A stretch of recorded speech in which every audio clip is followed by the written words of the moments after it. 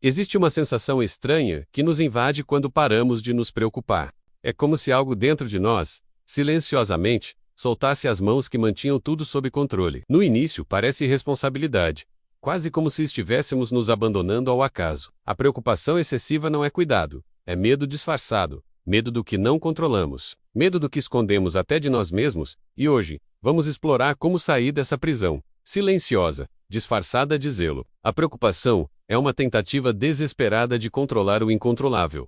É como tentar segurar a água com as mãos. Você aperta, aperta, mas ela escapa entre os dedos. O que você não enfrenta em si mesmo se transforma em destino. E é isso que fazemos. Em vez de olhar para as nossas feridas, criamos cenários catastróficos no futuro. Por quê? Porque é menos assustador temer algo que pode acontecer do que encarar o que já aconteceu dentro de nós. Temos mais medo da nossa história do que do nosso futuro. Quantas vezes você já se pegou pensando: e se eu perder tudo?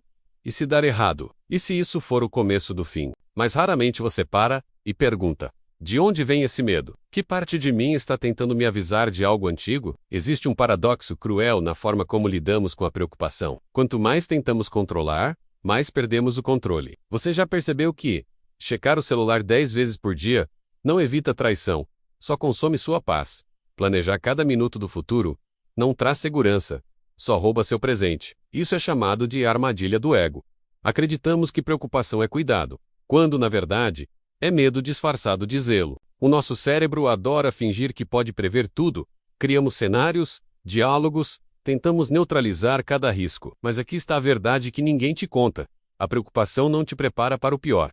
Ela te treina para sofrer por antecipação. E pior, enquanto você se desgasta com fantasmas do futuro, partes reais de você machucadas, assustadas, ficam esquecidas no porão da sua mente. E se eu te disser que existe um caminho diferente? Por trás de toda a preocupação, existe uma sombra. A sombra é tudo aquilo que reprimimos. A parte de nós que escondemos porque nos envergonha ou assusta. Ela guarda traumas não resolvidos, medos que negamos, desejos inaceitáveis, inseguranças que não queremos admitir. E a mente preocupada é especialista em disfarçar esses fantasmas. Você se estressa com um prazo no trabalho, mas no fundo, o que dói é o medo de não ser reconhecido, de falhar de novo, de ouvir, mesmo que só em pensamento: você não é bom o suficiente.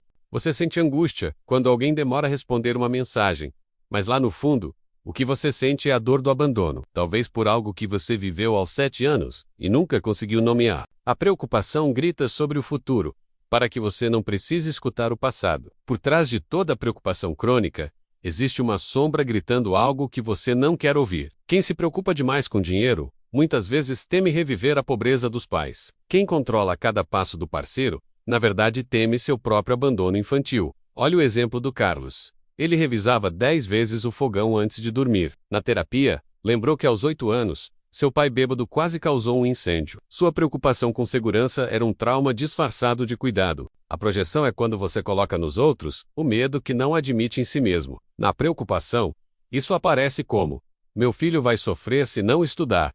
Seu medo de não ter sido bom o suficiente. Meu negócio vai falir. Sua vergonha oculta de um fracasso passado. Agora vou te mostrar uma prática simples, mas poderosa. Nomeie sua preocupação e seu medo real. Preocupação superficial: e se eu perder o emprego? Medo real: e se eu virar um fracassado como meu pai? Escreva: querida ansiedade, você está tentando me proteger, e escreva o seu medo real. Você não é sua história. Você deve cuidar do futuro sem ser refém dele. Mas há um antídoto. Em vez de perguntar: o que pode dar errado? Experimente: o que essa ansiedade está tentando me proteger? Você vai se surpreender com as respostas. Às vezes não é o medo do fracasso, é o medo do julgamento do pai. Não é o medo da perda financeira. É o trauma de ter crescido na escassez. E aí vem a mágica. Quando você ouve o que estava escondido, a preocupação perde força. Ela para de gritar, porque a sombra só precisa ser vista para perder o poder. A cura não vem do controle, mas da integração. Ou seja, curar não é dominar tudo, é incluir tudo, inclusive as partes que você queria esconder. Quando você para de lutar contra a incerteza, algo mágico acontece. Você descobre que pode confiar. Confiar no agora, confiar em si mesmo. Confiar que mesmo que a vida desmorone, você ainda estará inteiro. Experimente. Na próxima vez que a preocupação bater, respire fundo e pergunte: isso está acontecendo agora? Ou é minha mente inventando? Se a resposta for inventando, lembre-se, Você não está em perigo, está no medo, e medo não é realidade. É uma história com um volume no máximo. O oposto da preocupação não é a certeza, é a presença. É sentir o chão sob os pés, o ar entrando nos pulmões, a vida, o agora, e lembrar: você já sobreviveu a todas as suas piores crises. Você ainda está aqui, inteiro. E se algo vier, você vai lidar. Não porque controla tudo, mas porque aprendeu a confiar. A vida não precisa ser dominada para ser vivida. Ela só precisa ser acolhida e entender que tudo o que você resiste, persiste. Tudo o que você acolhe, se transforma. Então hoje, solte uma corda.